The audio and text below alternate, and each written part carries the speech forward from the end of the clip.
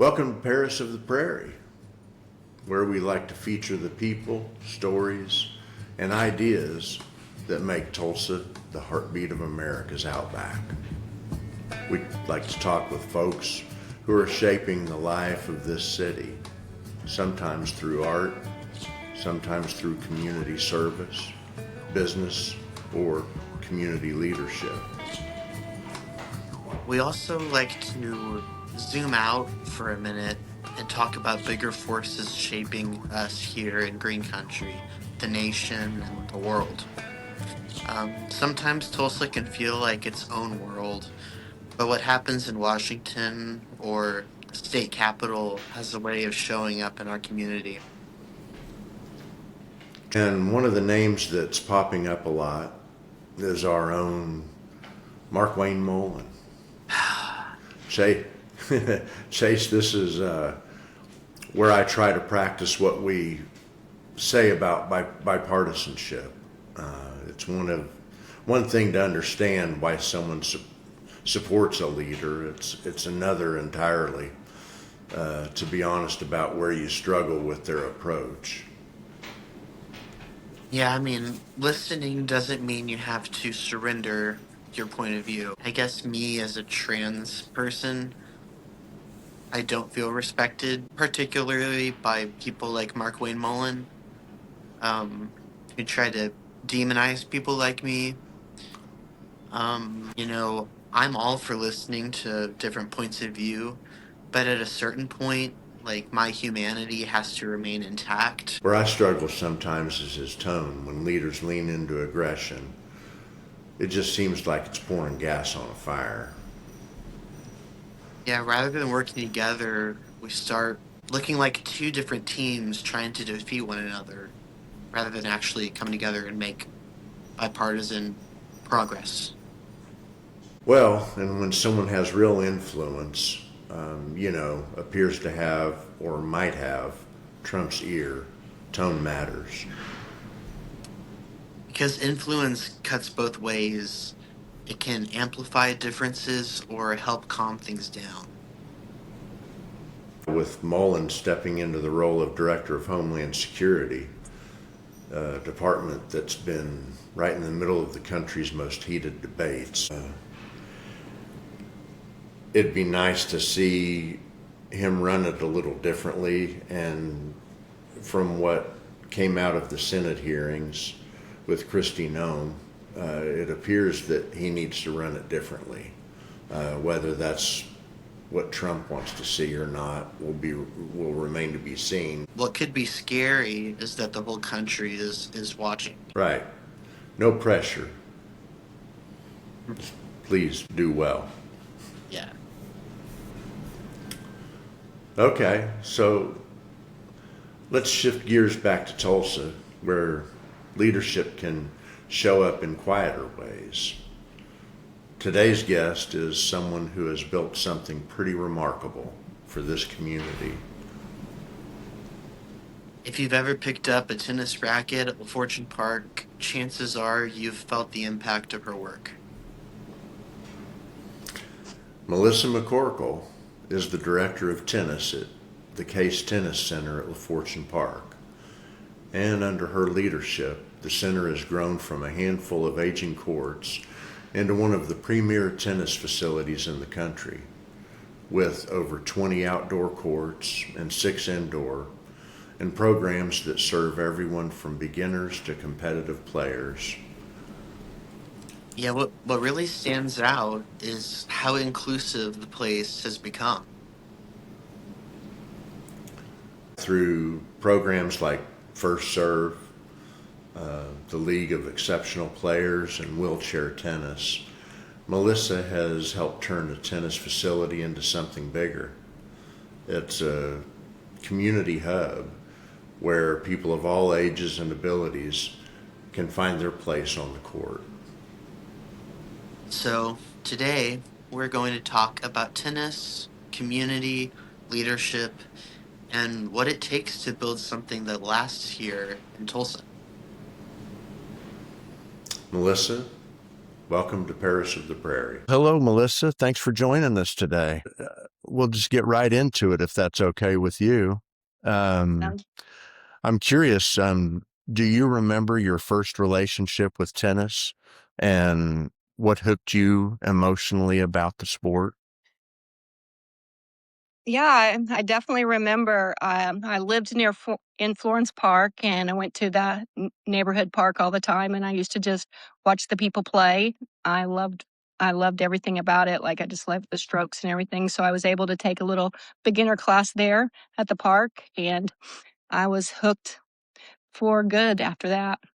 When you first came to LaFortune Park, uh, what did you see that maybe others overlooked? Well, I think, I saw its potential. I think thought it just needed a little TLC. We thought it just needed a little cleaning up and a little love put to it, and just some care to the facilities, and then work on the programming. I'm curious, was there like a key moment you realized this could become something much bigger than a neighborhood tennis center? Well, it's kind of funny that you say that because I still sort of think of it as a neighborhood tennis center. I don't think of it as in the magnitude that it really is sometimes, because I just want to keep it, for the people of the neighborhood and the people of Tulsa. So more of a family centered kind of thing, although it's reached far beyond that. But that's the way I like to look at it still. One. Growing from 12 aging courts to a major complex takes a vision, but also persistence. What were the hardest doors to knock on? Oh, I think the hardest doors were definitely the big donors, because it really did take those 10,000 and above kind of donors to make it to where we did. We had lots of donors and lots of people that gave their money and contributed to it, and they're just as important as anybody. But we definitely had to get the everything rolling, and the we had to have those larger donors. So we knocked on a lot more doors that said no than doors that said yes. So those were definitely the most challenging. I'm sure. Well, fundraising over $10 million is no small task. Um, how do you convince a city to believe in a public facility? I think that our numbers just kind of did the talking. We really did grow with people, and the people that were playing the sport just grew exponentially, just in leagues and tournaments, and just new players to the game, and we were able just to keep track of that growth, and just inform people, and also just to show what we do for children. That was always, sometimes, or a lot of donors don't really care what we do for adults, but they really want to know what are we doing for the future of our city. And so just knowing what we did for kids, and keeping everything affordable was important to many of the donors. At what point did you realize the center had become a destination and not just a park amenity? Well, I think one of the coolest things to answer that question is we get a lot of people that come through, either that lived in Tulsa and that came back to LaFortune Park just to visit a family or something and do the tennis center, or that are just in the area, and they consistently tell us that this is the best tennis center they've ever been to in the United States. So you're getting a lot of people from all over the United States come in, New York and California and St. Louis and Kansas City, and saying, "Oh gosh, we've been to so many places, and this is really one of the best places we've ever been to, if not the best." Right. That's the amazing thing. I can remember as a kid, uh, it seemed like Tracy Park was kind of the hub for like the tournaments and stuff like that. Uh, so just to see how the city has grown and how LaFortune Tennis Center has filled a huge void and grown the sport, I think is an amazing thing. Absolutely. Um, so hosting 25 tournaments a year sounds exciting, but also quite chaotic. What does a tournament week really look like behind the scenes?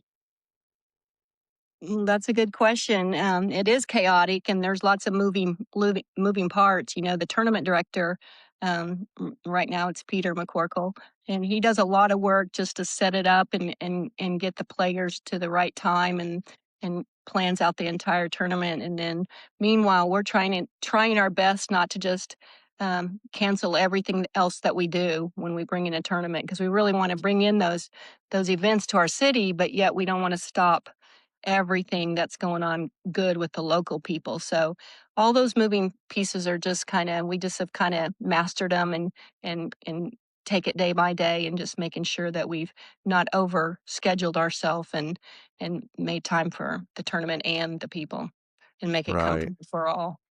I mean, there's so many hats to wear and so many people to please on those tournament weeks, I'm sure. Yeah. Um, so USTA teams going from 24 to 250 is incredible. What do you think changed culturally in Tulsa to make tennis explode? Well, I think the key for us is we just we wanted new people to learn to play, but yet we wanted people to return to the game as well that maybe had not been playing consistently or just had set down their rackets for a while. So one of our best programs that we do is called an adult 1, 2, 3 program, and we just got big classes of adult beginners that would come and take the class. And if you it would seem like too big at first, but that was kind of the key to it, because they would meet people more and kind of get into their groups of ages and genders or whatever it was, their abilities, their social economics, whatever it was, and that would keep them playing. And so then we would put them on teams. That's the way you really hook them. Get them on teams. It's super fun for them to be on a team. The women love it. They get to dress alike and be with each other in the evenings, drink wine, and play tennis. Can't get nothing better. And Right. the players, the men that returning back to the game. I mean, your dad knows it. He's there with his buddies every morning, and um, just getting them doing being together and having that be their social hour plus as many of them as we can playing on teams. And so that's how that really took off. Very cool.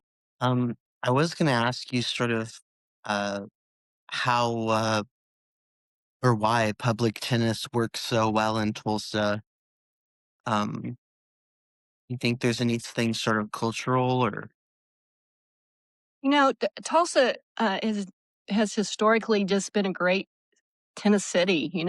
It's just something that people like to do here. LaFortune's been here a long time, and like Brent said, we had Tracy Park back in the day. So tennis has always been big, especially in the 70s, and just the resurgence has been great just for being outside. But I think the people just like that the outside, and just the whole culture of tennis is great all over Tulsa. Hmm. absolutely? You kind of touched on this a bit, but what role do you think affordability plays in growing the sport? I think that keeping the sport affordable for everybody. Some people was always kind of known as a rich man sport, but we really believe that it's for everybody, and so we want to keep it affordable so that everybody can learn to play. And then those that can afford more and do more can, of course, they can just take more lessons, they can go join a club or however they want to spend their money. But we're real committed to keeping it affordable so people can at least start it and then get to the level that they can enjoy it, because you don't have That's to all. spend any money once you learn to play it. True. Right. Well, that really leads me into this question. Some of the uh, initiatives you all have put together really have done a great job and been rewarded for the effort put forth. For instance, First Serve Tulsa blends academics and athletics, and why was that important to you personally? Well, I come from an education background. I'm an elementary teacher for 18 years before I did this. To me, to me, the education piece is important because I know how important it is for, especially we hear a lot about it on the news, but kids need to be somewhere safe after school during the after school hours. And what better Hmm. place to be than on a tennis court? And so we really feel in the depths of our heart that this is one of the things that they can do for a lifetime. So if we tennis, and then we added the academic portion, just so that they can have somebody that really cares about their schoolwork and give them some accountability. Some kids just don't have that when if they just go home and turn on the TV or the video games and things like that. So at least if we're giving them, a couple hours of activity and a little bit of brain challenge, then they can go home and chill out like normal kids should do after that. But Well, is there can you share a story of a yeah. kid that pops to mind that his or her life trajectory changed because of the program? Yeah, I think that we do have several, and one of them that comes to mind is a young man that goes to school down the street here at Memorial, and he really wasn't playing any sports, and he's a big athletic-looking kid, and he got introduced to tennis through we do all the high school tennis program through at Memorial for them, and he just fell in love with it right away, and just started practicing and getting all he could, soaking it all in. He was very interested in aeronautics, and the the mentors that had him really encouraged him that direction and helped him get on a pathway that now he's at Tulsa Tech, and he's in the aeronautics program there, and he's met a lot of great people here at LaFortune that have showed him and taught him which way is going to be the next best step to do as far as scholarships and things like that. So he's a real good success story. He's kind of our spokesman for First Serve now, and it's for us a little bit, and just a really great kid. Yeah. Now, is this the same young guy that I think I saw maybe a news story last spring where it's like the first kid from Memorial that had made it to state in Yeah, I don't know that's how him. many years. That That's and Damon. the whole school, after hearing the news, I think he came out of school didn't unaware. He was totally unaware, and the whole school was out front, give him a big Yeah, that's ovation. right. I'd forgotten about that story, but yeah, That's that's cool. Jamin. Yeah. That's really He's neat. he's got he's been raised by a single dad, and just a really neat story. Well, have players ever taught you something about resilience? Oh gosh, that I love that question because yes, for sure.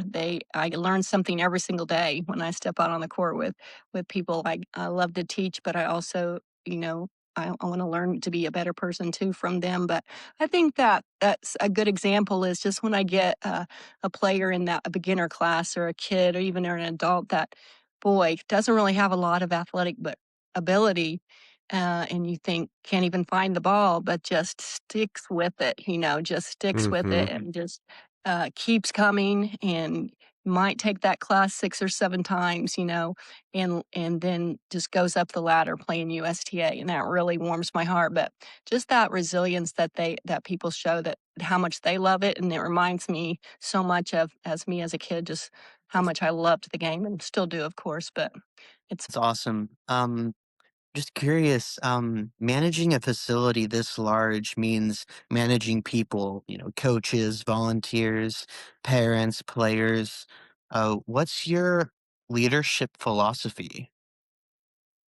You know, I really, I am. My title is the director of the tennis center, but I want it to always be that it's everybody's place, and even the people that work for me, I try to put that into them that they really have respect and pride for where they work, and that what they do is so important, just as important as what I do. So just giving that ownership to people, even the players. I mean, the place is great because of great people that have donated their time and their money, and just this week a lady came to me and said, hey, I noticed your window on your indoor court could use some tinting. How about I pay to get your windows tinted? So just things like that, that just make the place a better place. I think I know the answer to this question, but what do you think is harder, building courts or building culture? For me, definitely building the courts was the tricky part because building the culture was kind of my natural thing to do is build around, and then Yeah. just the court part of it was hard. Yeah. So here's one for you. What hasn't been built yet? What's the next dream for the tennis center? Can you share anything there? Yeah. So when we just opened up in July our 3 more indoor courts, our additional 3 indoor courts that are just to the north of the facility. And initially we wanted 6 indoor courts with with a viewing area and everything. That happened. We started that fundraising in 2018, and of course we know what happened in 2020. Everything kind of halted, and then when we resumed, our prices had pretty much doubled realistically. Mm-hmm. And so that led us to, just get the 3 indoor courts, which we're super happy with and pleased with, and love the layout of. But they were retro built. They can be retro built to add 3 more additional courts right on the other side. So it will be an easy fix once we decide to do that. And hopefully we won't have to wait as long, and the prices don't keep going up like that. But that's the next thing, is 3 more indoor courts. That's about all we have room for. Right. Well, you guys have used the space very well. Well, outside the courts, where do you personally go in Tulsa to recharge? Well, that's a good question. I love to take a walk just around LaFortune Park. That Mm-hmm. recharges me. My husband and I love to use the river trails. We use the trail system all over. We ride bikes a lot. Church is a good place for us to recharge, and then we love Tulsa. We're both native Tulsa people, and we love every space that Tulsa has to offer. What says Tulsa to you? I think what says Tulsa to me is, as far as places, is Midtown. I love around Will Rogers High School, where I went to school, and TU in that area, town Florence Park, where I grew up playing tennis. And I think when I think of Tulsa and I want to describe, some of the things that Tulsa has to offer, that's my greatest joy. But Tulsa is a great place. It's a great community. The people are amazing, and it's just a good place to be. Well, we can't thank you enough for taking time out of your busy schedule to be a part of the show today. Well, thank you for having me. That was an honor for sure.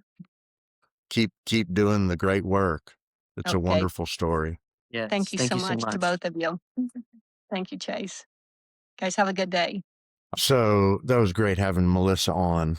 And I should give a shout out to her husband and her son Peter. Her husband David does an awful lot with the tennis center as well, kind of in the back wing. And then Peter's very involved, and also he was recently named president of USTA Oklahoma. Public spaces only matter when someone believes they should belong to everyone. And Melissa McCorkle didn't just grow a tennis facility. She built a place where a kid can pick up a racket for the first time, where athletes of every ability can compete, and where a community gathers without barriers. In a city known for reinvention, she reminds us that sometimes the biggest civic projects don't start with a skyscraper. They start with an open gate. Melissa, thanks for being here today, and thank you also for helping Tulsa play together. Be sure to follow us on Paris of the Prairie, wherever you get your favorite podcasts. And as always, if you know of somebody that is making a difference in Tulsa, large or small, drop us a note, and we'll see what we can do about promoting what they're doing. And you can do that at info@parisoftheprairie.us. Bye, everyone.